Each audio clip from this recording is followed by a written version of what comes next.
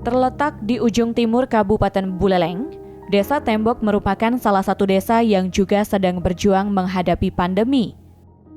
Memiliki 2.350 kepala keluarga, di mana lebih dari setengahnya memilih untuk merantau ke wilayah Bali Selatan dan bekerja di sektor pariwisata.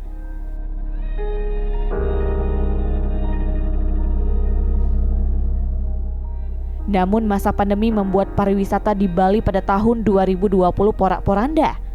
Tidak ada lagi wisatawan mancanegara, menyusul dengan ditutupnya akses penerbangan dari maupun ke luar negeri. Wisatawan domestik pun berkurang, karena masih dibayangi oleh bahaya tertular virus COVID-19.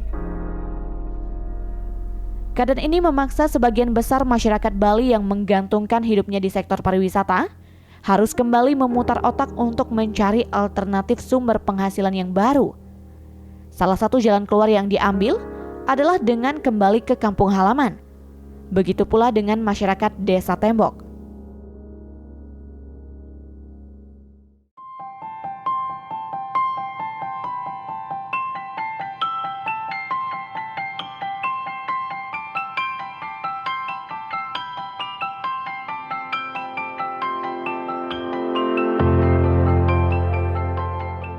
Hal ini mendapat perhatian besar dari Kepala Desa Tembok, yaitu Bapak Dewa Komangyudi. Mengantisipasi kembalinya warga desa dari perantauan, Bapak Dewa Komangyudi dituntut untuk menjadi lebih kreatif dalam menyiapkan berbagai program sebagai alternatif pekerjaan bagi warganya yang kehilangan sumber penghasilan selama masa pandemi.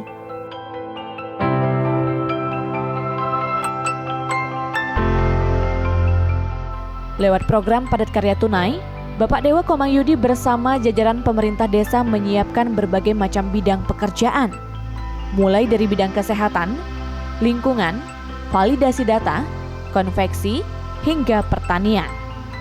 Ada beberapa hal yang menjadi pertimbangan kenapa model pemberdayaan masyarakat dengan skema padat karya seperti ini menjadi pilihan kita untuk dijadikan sebagai alternatif bagi masyarakat terdampak selama pandemi berlangsung.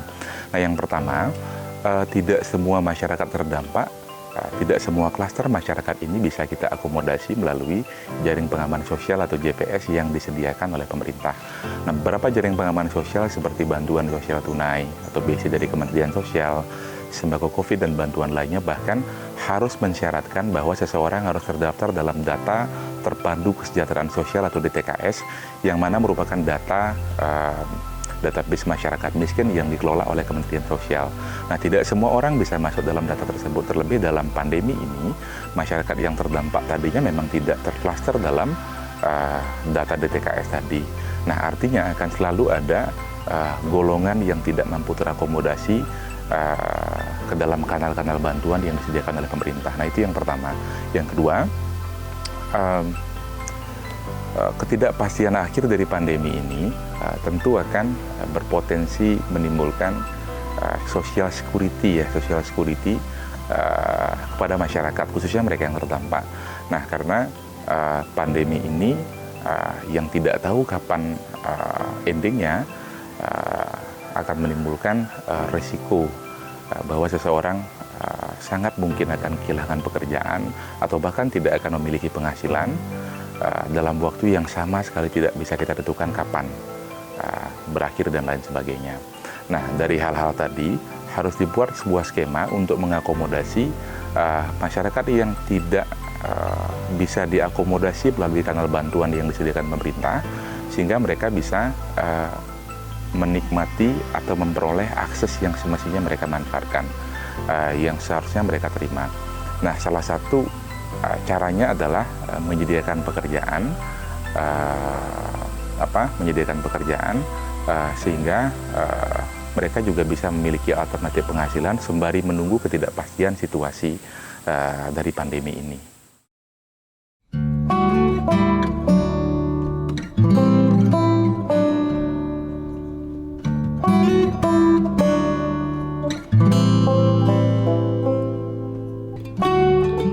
% warga yang terlibat dalam program ini adalah warga yang sebelum pandemi merantau atau bekerja di sektor pariwisata.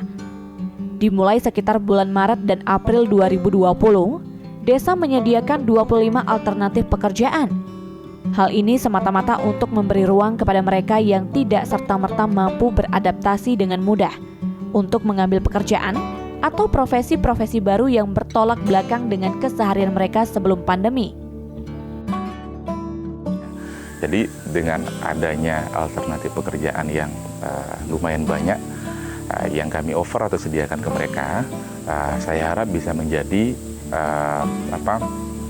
instrumen untuk memudahkan mereka menyesuaikan dengan karakter, passion ataupun hobi mereka. Jadi ada beragam jenis pekerjaan yang bisa mereka pilih untuk dilakukan selama pandemi ini.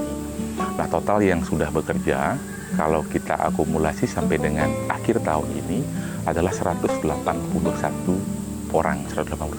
Nah, memang tidak 181 orang ini tetap bekerja sampai dengan akhir tahun, karena yang kami pertahankan atau kami tetap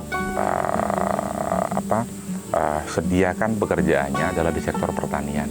Nah, pertanian, alasan memilih pertanian sendiri adalah karena satu, kita masih punya lahan produktif, lahan yang tidak produktif yang bisa kita produktifkan kembali dengan menggarap sektor pertanian ini. Jadi sektor yang selama ini sering kali kita abaikan. Nah, yang kedua, dengan menggagas atau mengkonsentrasikan kebijakan kepada pertanian, setidaknya ada hasil sebagai return yang bisa kita panen nanti. Nah, entah hasil panen bisa kita jual ataupun kita pakai untuk mengcover biaya operasional.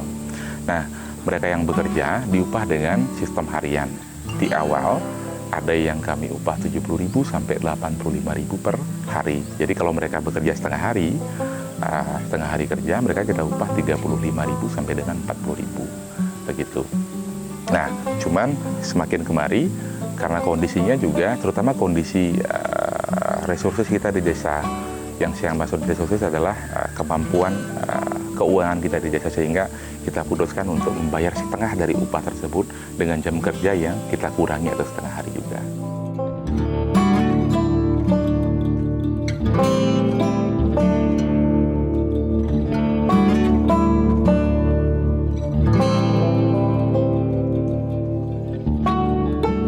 Melalui pertanian, Bapak Dewa Kemang Yudi berusaha untuk mengajak warga desa untuk memaksimalkan potensi alam di Desa Tembok yang terkenal sebagai daerah kering.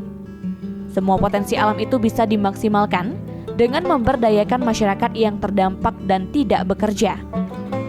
Lahan-lahan kering dan tandus di Desa Tembok dirubah menjadi lahan pertanian yang produktif dan menjanjikan.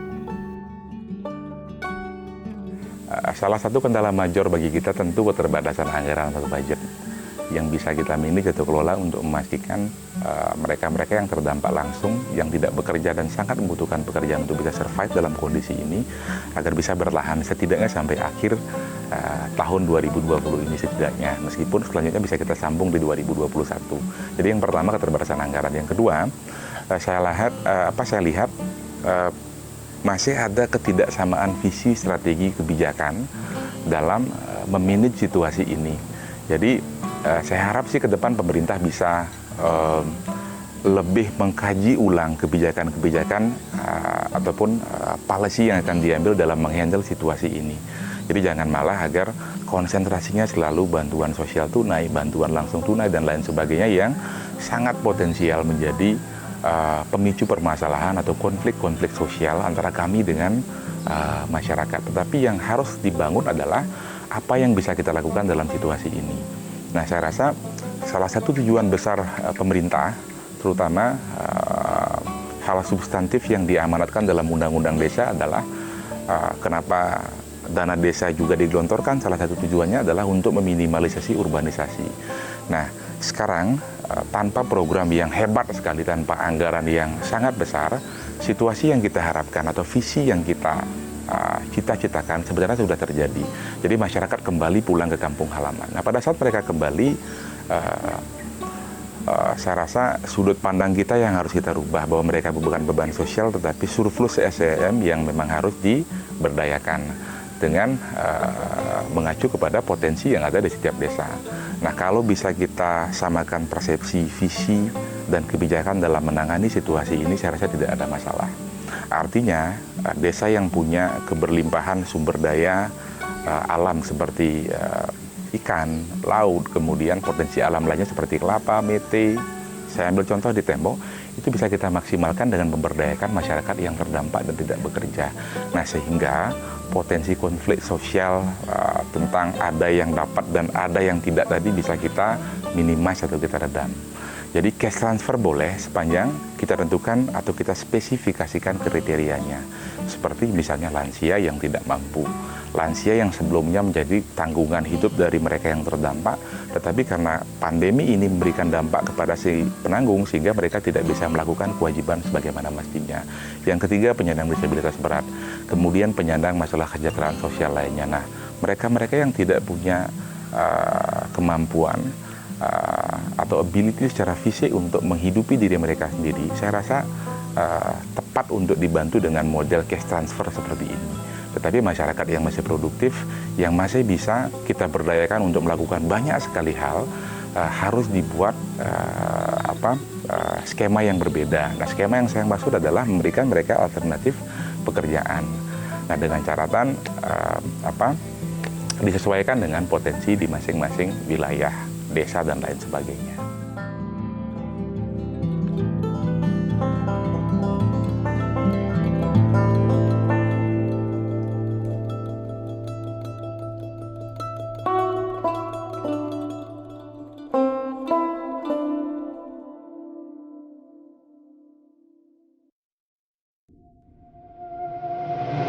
Beberapa warga yang pulang kampung dari rantau, beberapa anaknya juga sudah diputuskan untuk tidak melanjutkan sekolah.